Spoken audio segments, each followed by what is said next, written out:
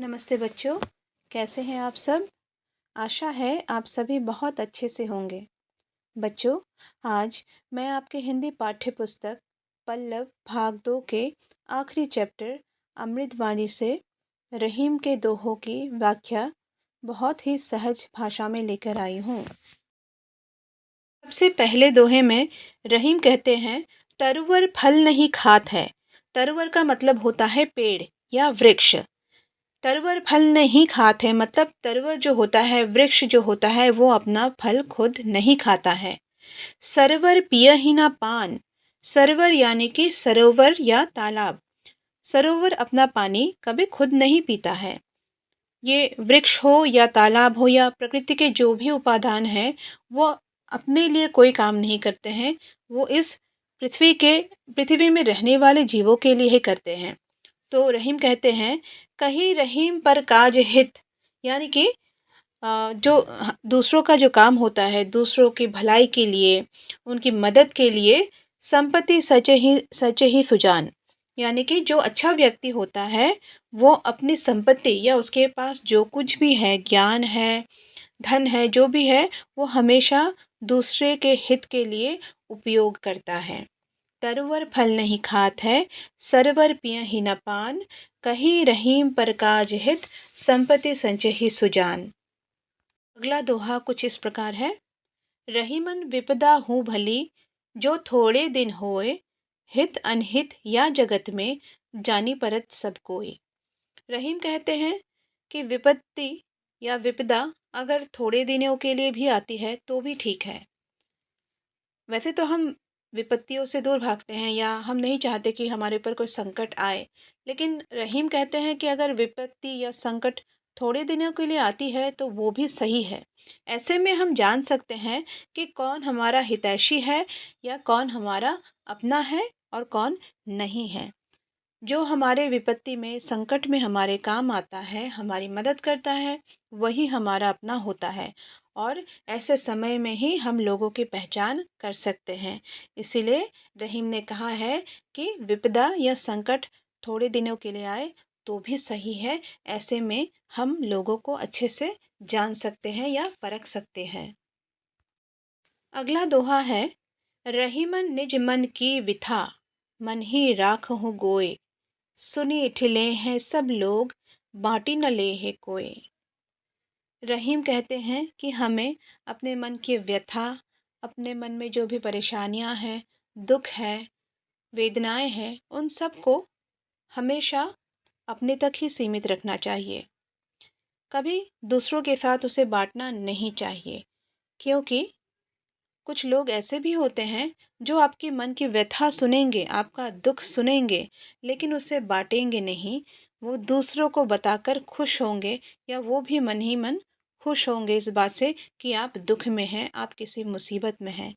इसीलिए कभी रहीम ने कहा है कि अपने मन के दुख को हमेशा अपने मन तक ही रखना चाहिए, कभी दूसरों के साथ नहीं बांटना चाहिए।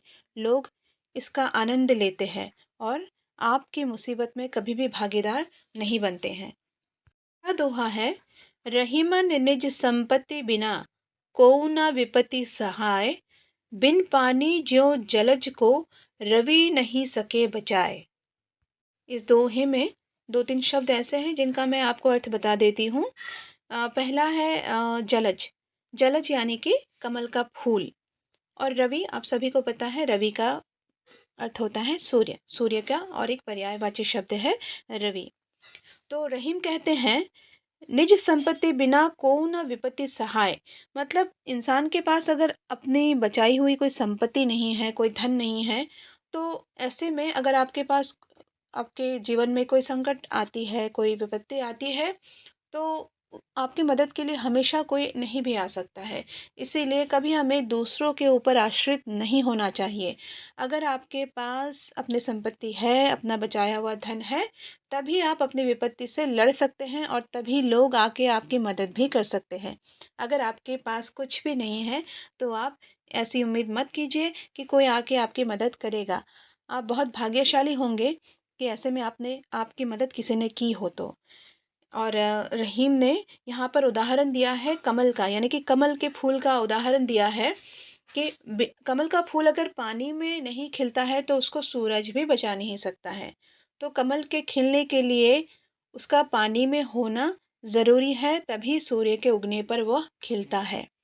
तो रहीम ने कमल के फूल का उदाहरण देते हुए कहा है कि हमारे पास अगर अपना बचाया हुआ धन है, कुछ हम लोगों ने संजोया है या जमा किया है, तभी हम अपने विपत्ति से लड़ सकते हैं या दूसरे से उम्मीद रख सकते हैं कि कोई हमारी मदद करेगा।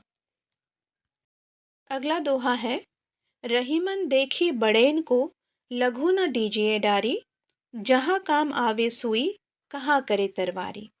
ये बहुत ही मज़ेदार दोहा है, जिसमें रहीम ने कहा है कि कभी बड़े को देखकर छोटे का अपमान हमें या उससे कम नहीं समझना चाहिए।